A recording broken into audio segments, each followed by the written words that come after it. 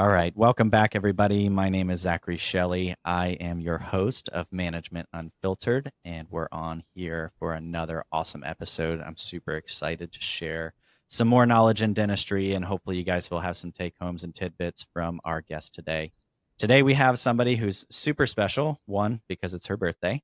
And two, I got to know her through ADOM and through some social media groups. And I'm really excited to find a little bit more about Miss Danielle Dailey. So Danielle, why don't you introduce yourself? Tell us a little bit about you, where you work, and what you do. So, as I said, my name is Danielle Dailey. I manage a practice in Edgewater, Maryland, which is just outside of Annapolis, the capital of Maryland. I have been in dentistry just coming on 28 years. So, long time. I started as a file girl, filing charts at 17 years old in high school, and here I am today. That's awesome. So you said 28 years? Yeah. That's incredible. So I thought 15 was a lot, and you got a lot on me. So that's awesome. And I so starting as a file girl, now you are a practice manager, correct? Correct. Yeah. Okay. And what type of practice do you run? I run a general dental practice. Obviously, it's like cosmetic comprehensive, but family practice. I have one owner, one associate dentist, so two docs. I have four full-time hygienists. We run eight ops in the office. Just did a huge undertaking, completely rebuilt our practice, all while working through the rebuild. And we only had to take off 10 days in total, which is amazing.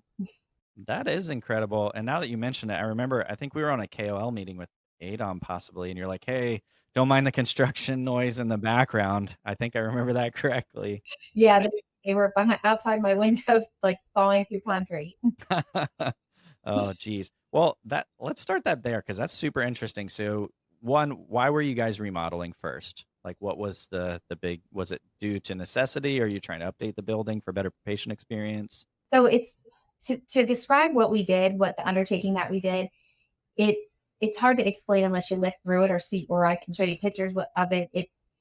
We completely tore down the building that we were in, but yet still worked through that tear down. There's Mm, not one piece of the building left that is original.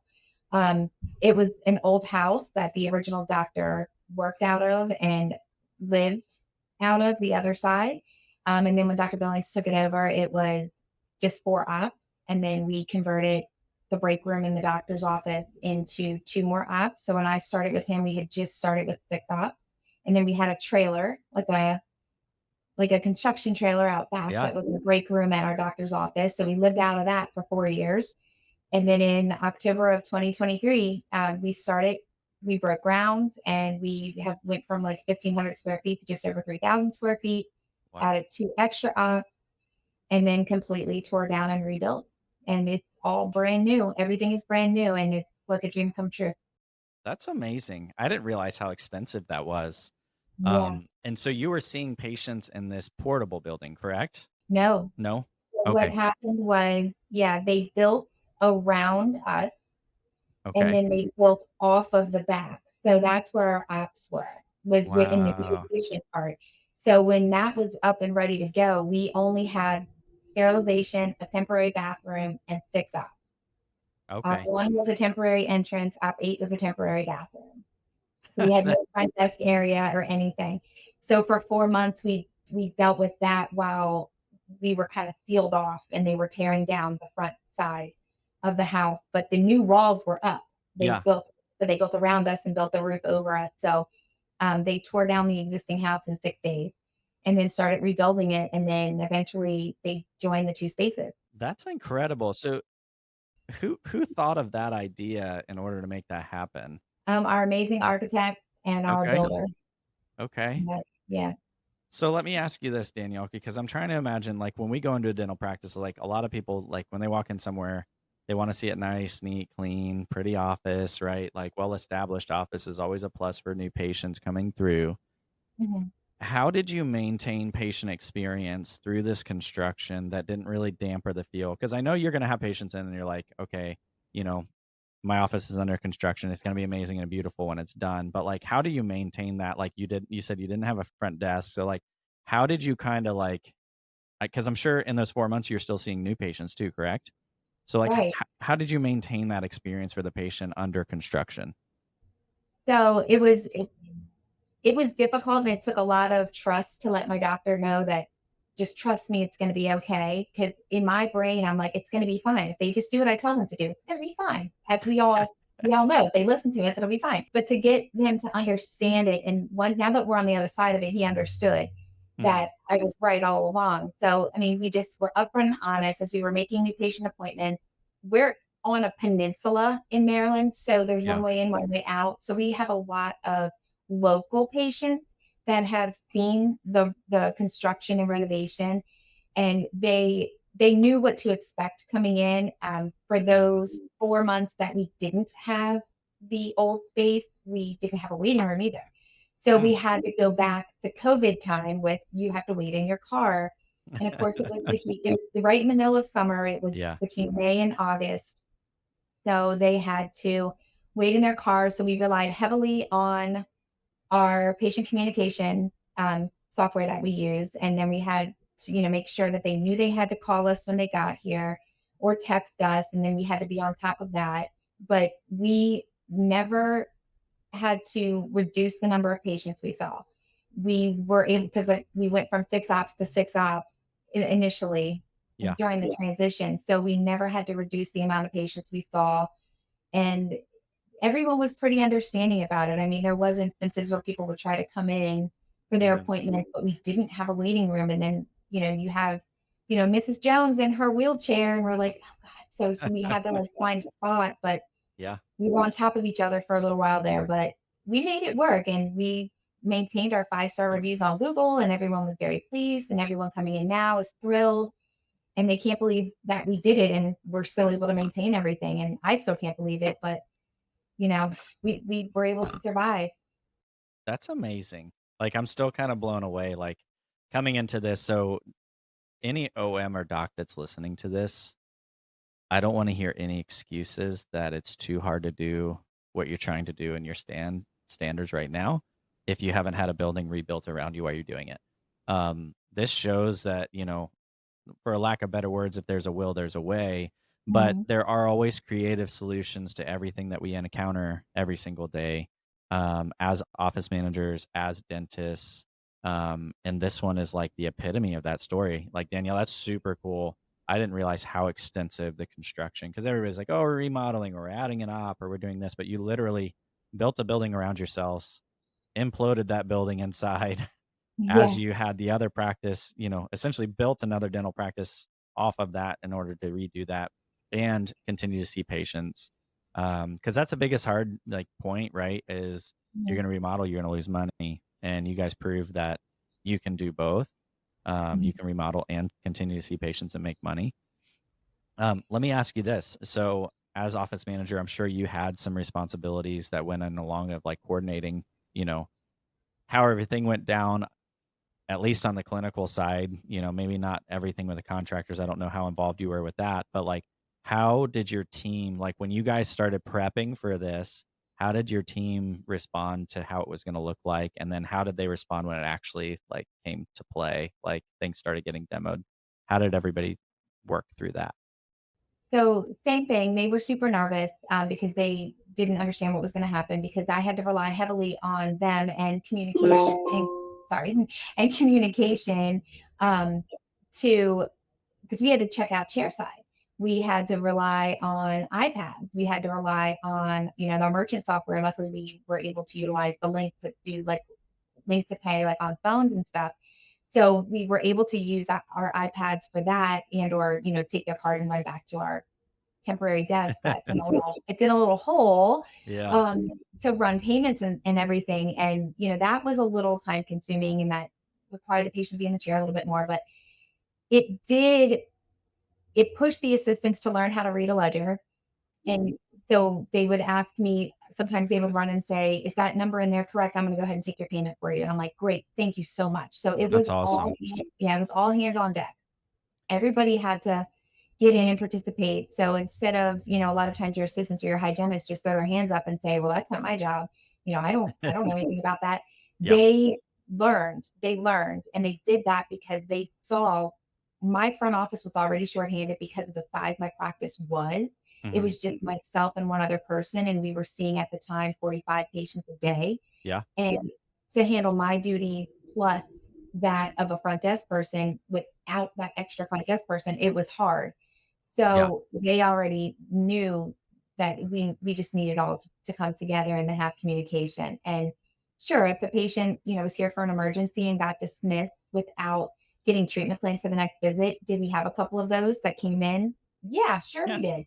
Absolutely. But the assistants was doing the best they could, and they said they didn't have to see you. I'm like, well, they did because they had to be treatment planned. But we got around that. It was only not less than a handful. So, but for the most part, everything came together, and it was just literally the team camaraderie and the communication Yeah. was key in that.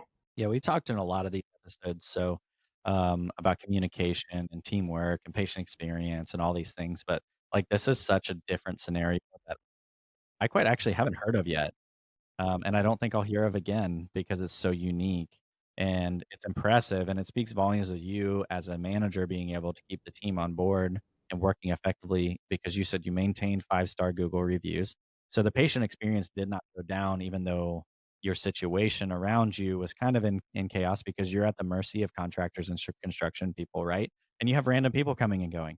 So it's like there's surprises every single day. And I've done little projects here in the office, and it's like, they're like, "Oh, it'll be super quiet," and then you come in and you're like, "Rah," all these noises, and I'm like, "Whoa, what's going on?" And you're like, "You said it would be, like, totally quiet," and they're like, "Oh, yeah, I forgot about this." So, like, it's hard to adapt, and go through that change and bring your team alongside and have them trust you. So it speaks volumes of you as a practice manager. So, Doc, if Danielle is your, manager and you listen to this episode, give her a big pat on the back and tell her thank you because she played a big role in keeping the office running smoothly. Um, Another question I was thinking while we're talking through this is the things that you implemented during construction to adapt. Is there anything that you held on to and continued because you saw it was better because you were forced into certain things? Like you said, you collected payments chair side and you did all these different things. Like, are there any things that like you were forced into doing just because that's the best at the time? And then you found out you're like, oh my gosh, this is actually so much better. Yes, actually. So we adapted like a red card, green card for hygiene. So that way they knew who needed to stop and who didn't. That way they could just, unless they had to come back for something, or if they were buying like, the Private the fluoride toothpaste or whatever, they could just check out. They could just go. So in the Okay. beginning, we would give the hygienist red cards and green cards, and they really liked that. So when everything was over, they said, well, how about you just give us red cards? That way, in the event, everybody's busy, or we're running a little bit behind, we can just let the patients know, hey, you don't have to stop today. The girl said you're all good. They'll get it billed to your insurance. That's So interesting. we have maintained the red card, and Okay. it works well. I mean, a few slip through here and there. Like if the schedule changes midday, like a patient cancels, we bring somebody in on cancellation list. And we forget to tell them, or they don't look back at their card sometimes, but very, very few. And it's been super helpful where, not everybody has to stop now, and that's nice. Yeah. That is interesting, and I was curious, right, I was actually writing that down on my phone because 'cause I'd like to explore that a little bit and see how we could utilize that. Because there are times when it gets so jam-packed and they've already got their recall scheduled, so, if insurance Mhm. is picking everything up or we're expecting them to, letting them go, it's like Yeah. just a smooth transition. That's interesting. I like that idea. And Yeah. I was just curious because I was like, there's got to be at least one thing that you guys learned from that whole situation, like that you kept on. And I don't think I've ever heard that system. We have a couple ones that are different for as far as getting the doctor, but as far as a red card, green card, that lets the hygienist know, like, yeah, don't don't go any further. This is a stop sign. We gotta do things for them. Yeah, it worked out well. I just took red and green construction paper, laminated it, and Yeah, then we have multiple and we cut it. So we have yeah. multiple pieces, and we use a dry erase marker every day, and we write the patient's name down. Oh, cool. And That's sometimes we awesome. even put, like, what it is, like, if it's fee for service or if it's a savings plan update, like our Mm, membership plan.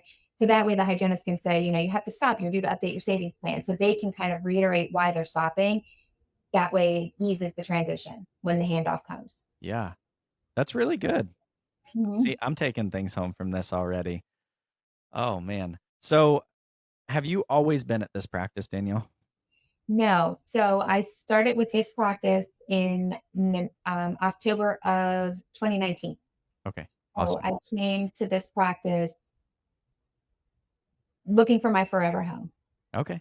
and I found it. That's awesome. So, fun fact before we move any further, I'm also a fellow from Maryland, and we talked about this at ADOM a little bit, but I was born just outside of DC. So, love the state up there, and don't get up there quite as often as I would love to. But is a great area, and that's super cool that you found a forever home.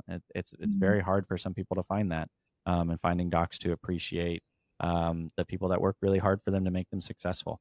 So, docs, if you're listening to that, I shout out a lot of doctors in this podcast because I want you to listen to it too, because you really need to hear like supporting your OM and supporting your team. It's worth the investment, especially if you have people that are willing to go to bat for you and grow your practice and make it the best it can possibly be.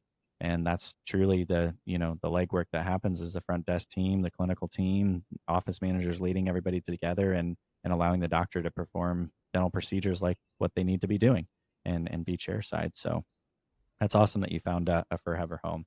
I'm a lot more happy here in Florida. Maryland gets way too cold, so you can't ever get me to go back up north. But I like to visit. I know. Well, you know us. We have winter in the morning and summer in the afternoon this time of Yep. year. So Yeah, it's wild. we're at that transition. We're coming up on that time. Yeah. So let's transition in a little bit as far as what do you do in addition as a manager to help grow your abilities to be a better office manager and also lead others? So you mean what do I do outside the Yeah. practice? Yeah. So I also am the president of Maryland local ADOM DPLN, the Baltimore Annapolis Maryland Leadership League. We go by BAM. We have a longer name than for IRS purposes, but I'm not going to say because it's a mouthful. But BAM Leadership League, or just BAM for all intents and purposes. But we have the best members, and I'm biased, but I think we do. And we have members that are not just from Maryland. We have Texas, Arizona, California, West Virginia. Like we have people that want to be part of us because of the content that we provide. And we have such a core group.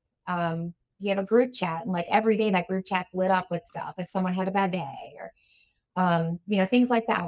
We're always supporting each other. We're always doing things. And it you're constantly learning and growing from everyone. And not just my group, like, but all the Facebook groups like yours. Like you're constantly learning something and just something you didn't know all day, every day. And I love it. Yeah. I love it. Yeah. Because there's always something new to learn. In 28 years, I find myself learning something new every single day. Yeah. And Yeah. I'm never gonna be stagnant ever. Even up until the day I probably retire, I will not be. Yeah, it's an important mindset to have. And once again, like having the ability to continue to learn gives you the ability to continue to grow. It's just like a plant. If you water it, it's going to grow. You give it sun, it's going to grow. You Yeah. neglect it, it's going to wither and die. And it doesn't mean you can't function as a practice manager, office manager, and not do CE or be a part of ADOM or anything like this, and you're not going to do well. Like, I'm not saying that. But if you want to Mhm. thrive and you want to grow and branch out like you're doing, you have to invest yourself into these education platforms, whether it is Facebook, but like predominantly ADOM, like with the learning management software that Mhm. they have, it's amazing. Like, especially since it's been revamped, I've even gone back in and Mhm. took a bunch of stuff because I'm like, man, this is just so good. And having that mindset of just constantly being in learning is so important. Does your doctor, I like to ask this all the time because I like to get a feel of who does and who doesn't, but does your doctor support you in this? Like, does he pay for you to take extra education, be a part of ADOM? Is that part of what he does for you? It is. Because I was already a part of ADAM, I've been a part of ADAM for 20 years since they started. So I'm one of the OGs. Yes, Give that's you more amazing. insights to what my age with all this how many years I have here.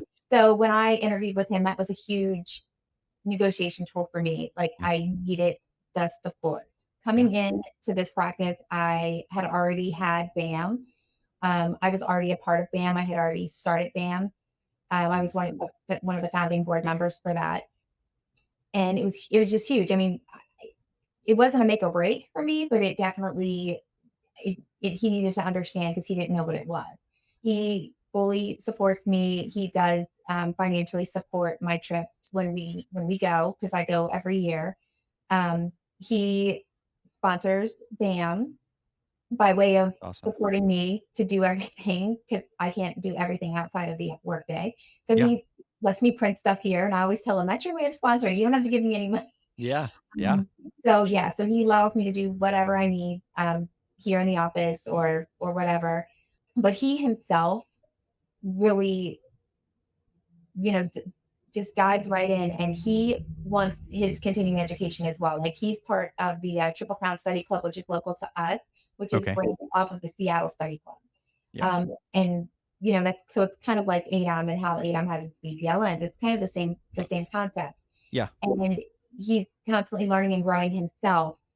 With you know we're big dense like Corona, so we have the scanners, the fine prints, like Hmm. all of that. So he's constantly doing CE, him and the associate dentist, and he takes the assistant. So he supports it across the board for the hygienists as well. They have a hygiene study club as well that they Oh, go to, nice. that he supports. Yeah. So, and I've been in practices where that wasn't supported. So it's refreshing. And Hmm. I think that, doctors need to not just look the other way and say, well, what do you need to do that for? You already know how to do your job, because your job's always changing. Yep. Everything is always changing. And if the doctor wants to stay the same, don't hold your OM back. I can honestly say this without a shadow of a doubt. Probably the only thing that hasn't changed in dentistry is insurance maximums, right? Yeah, I mean, that if is if, true. if you want to make that argument, make it to your doctor and say, "Doc, the only thing that hasn't changed is insurance maximums." That Because is I mean, pretty much everything has changed one way or another. I mean, do we still fix people's teeth? Absolutely. But the way we do it, the materials we use, how we do it, how we engage with patients, Mhm. I mean, it's changed and evolved so much. And that's one thing that I'm thankful for, is having the support in my education also. And you can be a testament to this. Is I can guarantee you the culture in your office is way higher in your office, because you have that community of education and people feel like they're getting the tools and how to learn together, versus an office that's closed minded of like, no, you already know how you do what you're doing and we're just going to keep it the way it is. The patient experience increases, Mhm. satisfaction increases, your employee retention increases. Like it's a metric that can be followed very closely and easily, but it's not very hard to work on if you just support your team.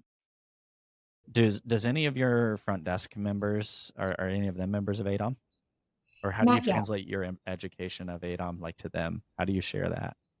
So not yet. Okay. So since I started with this practice, I've had a cycle of second people, Yeah. Yeah. second person. The right person just hasn't fit. I thought I had one, but she wanted to go back into retail management. So because she left, came, and then left again. But Yeah. I just had two new girls start, one in January, one in September.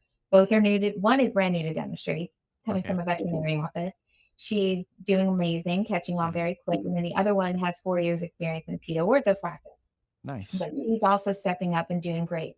So once the other one's 90 days is up, then I'm going to present both of them, to possibly join ADAM to get the education. But I'm constantly sharing my stuff with them, the CE, because obviously we have the capabilities to go on and get all of our, CE webinars Hmm. at a touch of a finger. So you can do anything. So I've showed them a couple things. We've had front desk meetings monthly where we'll bring up some stuff and I show them. But obviously it's that they're new to the practice. We gotta give it some time. But yeah, I do want them 100% involved in both ADAM and our DPLN. What's your thought on this philosophy? I have this philosophy, and I'm curious what other office managers have on it. I tend to want my team members to be better than me at their job. I agree. But I Mhm. also have imposter syndrome. Okay. Don't we all? I struggle with that every single day. Yeah, I wrote an article about it last Yeah. year. And then yeah, after I heard Jerry Gottlieb speak about it, and then I wrote the article last year for my master's. And Mhm. then I still struggle with it every day, even though I've recognized that I now know what it is and I know I Yeah. have it. I think that everybody's better than me. And I think you even asking me to be a guest today. I'm like, why does he want to talk to me? Nobody cares what I think. It's very difficult and it's very Yeah. hard.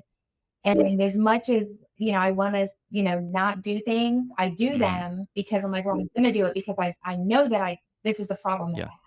I but like, yes, I want everybody to be better Yeah. than me because I'm better than I feel the person who took me under their wing that's now retired. But I feel like I've surpassed where she was, and I think that was what she Yeah, and wanted. that's okay. That's okay to recognize that. You're not saying, like, "I'm better than you," in that aspect, you're just saying, like, "I've grown Right. and reached milestones that I wouldn't have been able to reach unless you got me there." And yes, Mhm. imposter syndrome is a very hard thing to deal with, right? Because it's hard for you to own and be like, "Yeah, like, in my previous days of Facebook, like, I wouldn't comment things because 'cause I'm like, "Oh, what if somebody thinks this or what if somebody thinks that?" And I got to a point, obviously, now with my Facebook group, I have to, right? I can't just be silent on it and keep it growing, but, like, to own it and say, "This is what I'm confident in saying I know is true and that we're gonna work towards." And then if something else comes up that I'm like, "Oh, that's actually a really good idea. I didn't think of that." Like, adopt it and move on. It doesn't mean that you're bad at your job, and I think that's sometimes what people struggle with is, like, not being confident enough to say, like, "Hey, this is how it is," or "This is how we do it," and there's ways to do it gently, and do it well to where it doesn't, ruffle too many feathers. But I tell my team all the time, I'm like, "You should be better than me at this. My job is to lead you all and make sure everything runs efficiently, and, I have the bigger picture things that I deal with, but, like, the day-to-day with patient experience, like, I'm gonna teach you, but then I want you to do better than it, like, better than me at it." Like, that brings me joy because I know I was a part in helping you grow. And a lot of people see that as a threat, right? Like, "Oh, they're gonna take my job." And it's like, "No, like, that's not the point in that." If that's the Mhm. point that you have, that you don't wanna train somebody because you think they're gonna take your job, then I think you're in the wrong spot. So it's really refreshing to see you kinda same mindset of, like, that philosophy of, like, you need to make your team better than you at everything. And it's not work yourself out of the job, it's because you're a part in training them and doing that. And the doc will see that. Yep. They'll love it because they're like, "Dang, this team is, like, rock solid," and they'll your team members will have respect for you in that. They'll Mhm. appreciate you, and they'll ask you more questions, and you can help build off that, and heck, you'll end up learning stuff from them. Yep. I 100% agree. I mean, even years ago when I would train people Mhm. or show them stuff, I'm like, I would always say, I'm going to show you my way. But if you find a way that's faster or more efficient, but you get the same result, let Yeah, me know. I'm not telling you my way is the yeah, right way. I'm just telling you this is my way, but I'm not telling you to do it yeah, my way. Try it my way. But if you find a faster yeah, way, let me yeah, know. I might adapt it way. exactly. I was actually training some of our team on a certain aspect of our software and, like, planning appointments, and one of them was like, "Well, we do it a little bit different, like, in the back, like, as like, on the clinical side," and I was like, "Oh, can you show me?" And they showed me, I was like, "All right, we're gonna stop real quick. This is how we're gonna do it." And, like, I was like, "This is way more efficient." Like, it's taking twice as long to do what I was doing, but I didn't know the other way. But they knew a different way because they've adapted into their position and saying, "Hey, this is better for the patient." So, like, you need to be able, as a leader, to be able to learn from your team also, which is totally okay. And I think that, in any industry, being in management kind of is hard for people sometimes. It takes some vulnerability, but I can guarantee you, those that are listening, you will see a lot of growth from that. And once again, sheer testament of your team going through an entire reconstruction of your building to now still, thriving. So, question going back to that because I'm really curious and I didn't ask it earlier. Did you guys see growth while you were doing that? Yes. Impressive. So, so when I ran numbers, well, financial growth at the end of the year, just, running your numbers at Yeah. the end of the year, excluding the extra money that had to go Correct. out for the Yes. Yeah. payment, took that off the table. We produced and collected more than the year before. That's insane. I know, Like, absolutely I insane. Your know, doctor must be so stoked. I know. He couldn't believe it. He's like, "Are you sure this is right?" I'm like, "Yeah, I tally this every single month," and I'm like, "And this is where we're at." I know. He's like, "Well, my bank account doesn't feel it." Well, I'm like, "I clearly, know that yes. because Yes. unexpected, still, unexpected Yeah. things." But take that off the table and just look at the numbers that we are pulling out of the computer for what we've produced and what we've Yeah. collected. We were more profitable that by that Yeah. aspect than we were the year before. And we only went to eight ops the last 3 months of the year. Yeah, because 'cause you're apples to apples the whole time until the tail end of it. Yeah, so this year will be the telltale. Okay.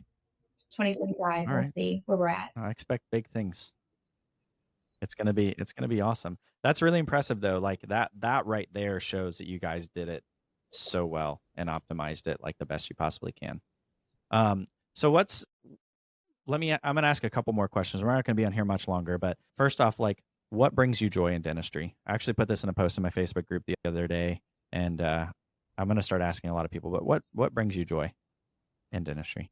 So we got a review today from a patient, and I even said to myself, this is exactly why I do what I Hmm. do. Whether it's a paying patient or if it's a patient that we've chosen to do something charitable for, knowing that I have a hand in it. I mean, not obviously I'm on the front side of it, but knowing that just I have a hand in changing someone's life and their confidence and how they feel about themselves, that that's all I need. Yeah, Like I just absolutely love helping people. And when you get the right patient that wants that help, because y'all know we have yeah, patients. But when you have someone that is just so appreciative and so thankful from the minute you answer their phone call and talk them off their ledge because they're scared to death to come in, to get them to the chair, to get them through the procedures, to help them with the financing, and to follow up phone calls to see how they're feeling, and just the gratitude you get from yeah. them. It's just that's why I do what I do.